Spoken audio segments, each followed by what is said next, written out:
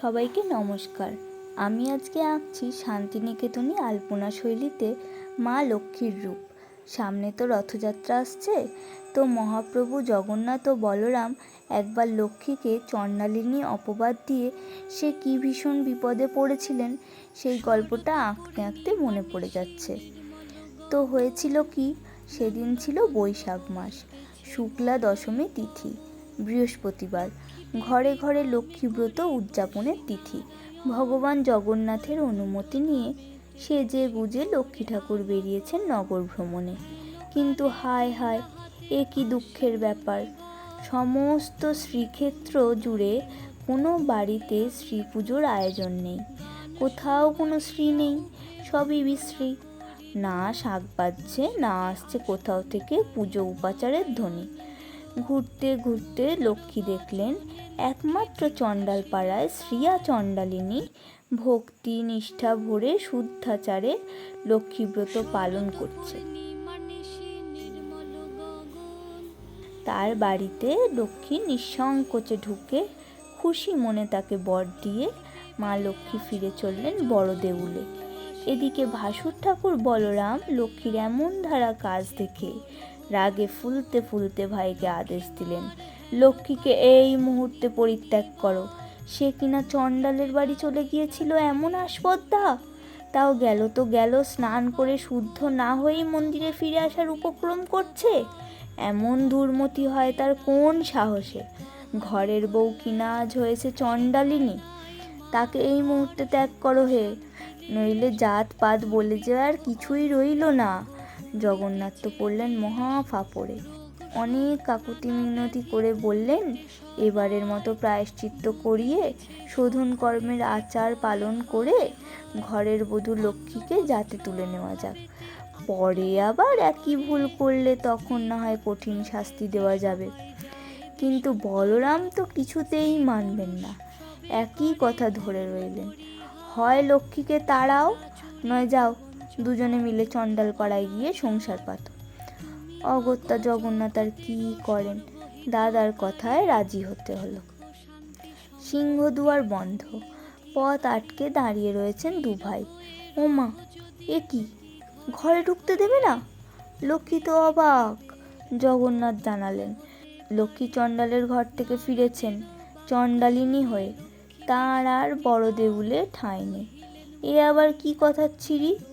লক্ষ্মী তো এহেন অপরাধ স্বীকার করলেনই না, বরং বারবার কইতে লাগলেন তিনি কোনো প্রকার ভুল করেননি।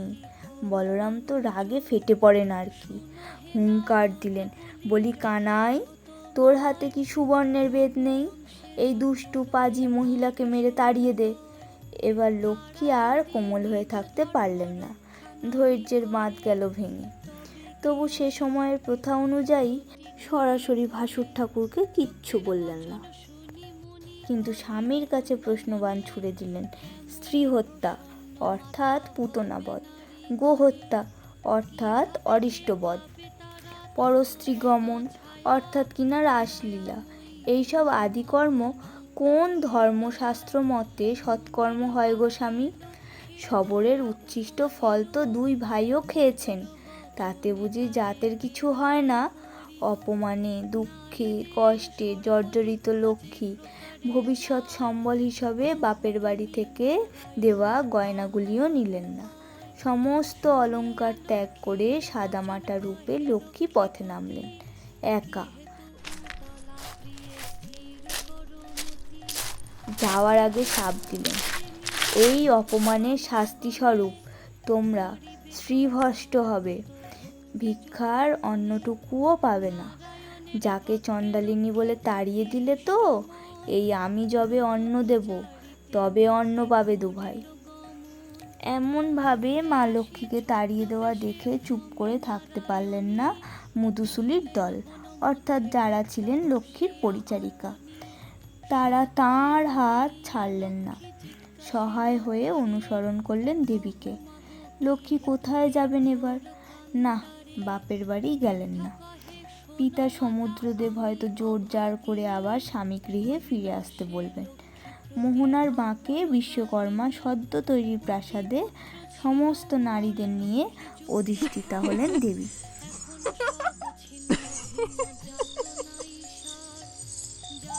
রাত নামল, দেবী কিন্তু জাগ্রতা। শুরু হলো অপমানের প্রতিশোধ নেওয়ার পালা। প্রথমেই করলেন কি, পাঠিয়ে দিলেন নিদ্রা দেবীকে। যাও, দু ভাইকে গভীর ঘুমে আচ্ছন্ন করে ফেলো তো। কথা মতন কাজ হলো। তারপর অষ্টবেতালকে পাঠানো হলো, বড় দেউলের সমস্ত সম্পত্তি সাফ সূত্র করে ফেলো চটজলদি। যা ছিল ধনরত্ন, রান্নাঘরের হাঁড়িকুড়ি, বাসন কোসন, খাবার দাবার সব নিয়ে চম্পট দেওয়ার উদ্যোগ করলো তারা। না না না, ভুললে চলবে না। ওই যে দু ভাই নাক ডাকাচ্ছে হাতির দাঁতের পালঙ্কে শুয়ে, তাদের ধরাধরি করে শুইয়ে দেওয়া হলো সাধারণ একটা খাটিয়ায়। পালঙ্কও হলো গায়েব। যেমন ঘরের লক্ষ্মীকে তাড়ানো, তেমন বড় দেউলও এবার হলো লক্ষ্মী ছাড়া, শ্রীহীন।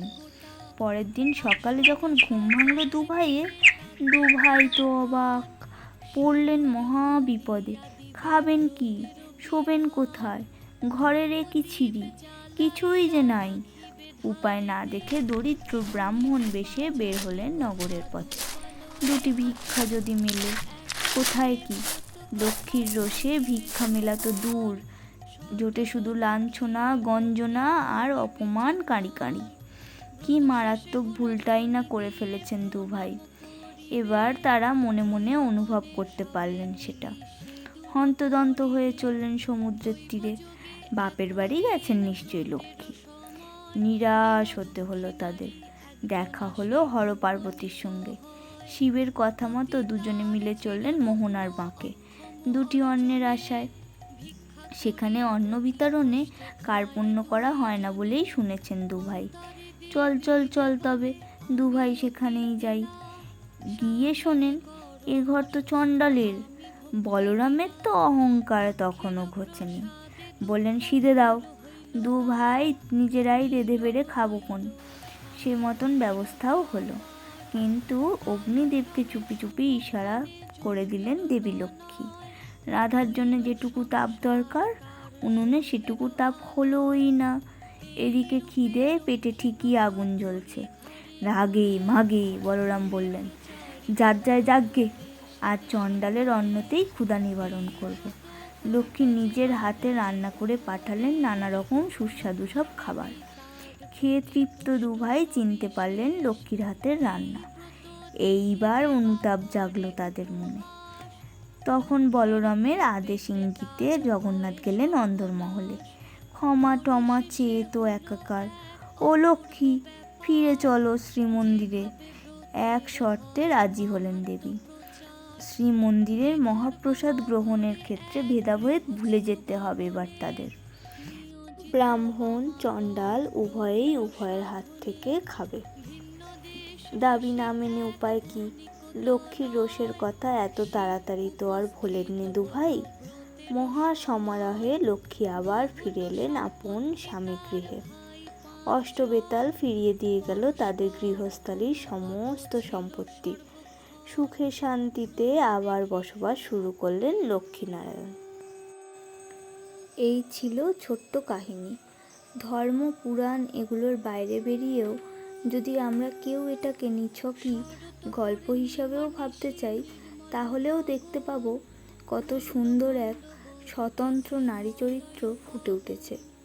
অকারণ আরোপিত অপরাধ মুখ বুজে সহ্য না করা, প্রশ্ন তোলা, আত্মসম্মান বজায় রেখে প্রতিবাদ স্বরূপ নত না হওয়া, পিতা বা স্বামী যেই হোক না কেন কারোর কাছে আশ্রয় ভিক্ষা না করে নিজের সাহস এবং শক্তির উপর পূর্ণ আস্থা রেখেছিলেন লক্ষ্মী। তিনি জানতেন যতই তাকে অবমাননা করা হোক না কেন, সময় মতন প্রতিশোধ নেওয়ার সামর্থ্য তার ঠিকই আছে। পুরুষশাসিত সমাজে এ এক ব্যতিক্রমী ধারা কোথাও হতে যেন ঢুকে পড়েছে, নাড়িয়ে দিয়েছে সমস্ত ভিত। অবলা নারীর দৌড় বা কতটুকুই, এই বাপের বাড়ি পর্যন্ত। দু ভাই কিন্তু সেখানেও তাকে পাননি। নারী স্বাধীনতার কথা যদি বলতে হয়, সেদিক দিয়ে এ গল্প কম যায় না। এখানেই বাঁধা ধরা সব নিয়ম গেল উল্টে।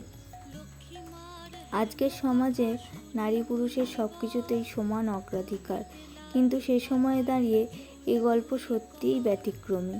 এমনকি আমার বিশ্বাস আজও সমাজে এ গল্প অচল নয়। তখনকার সময়ের থেকে এ গল্প ছিল অনেক অনেক এগিয়ে। চৈতন্য সমসাময়িক কবি বলরাম দাস লক্ষ্মীপুরাণ নামে ওড়িয়া কাব্যে এ কাহিনী বর্ণনা করেছেন। আজও উড়িষ্যার ঘরে ঘরে পাঠ হয় এই লক্ষ্মীপুরাণ। আমাদের সুপরিচিতা কোমল হৃদয়া লক্ষ্মী প্রয়োজনে এতটা নির্মম হতে পারেন, নির্দয় হাতে শাস্তিও দিতে পারেন। এ গল্প কেমন লাগলো জানাতে আপনারা ভুলবেন না। অনেকের কাছে গল্পটি হয়তো নতুন নয়, তাহলে আঁকাটা কেমন হয়েছে, সব মিলিয়ে পরিবেশনাই বা কেমন, এটুকু জানিয়ে যেতে অন্তত দয়া করে ভুলবেন না। সবাই খুব ভালো থাকবেন। পাশে থাকার জন্য অনেক ধন্যবাদ। রথযাত্রার শুভেচ্ছা নেবেন।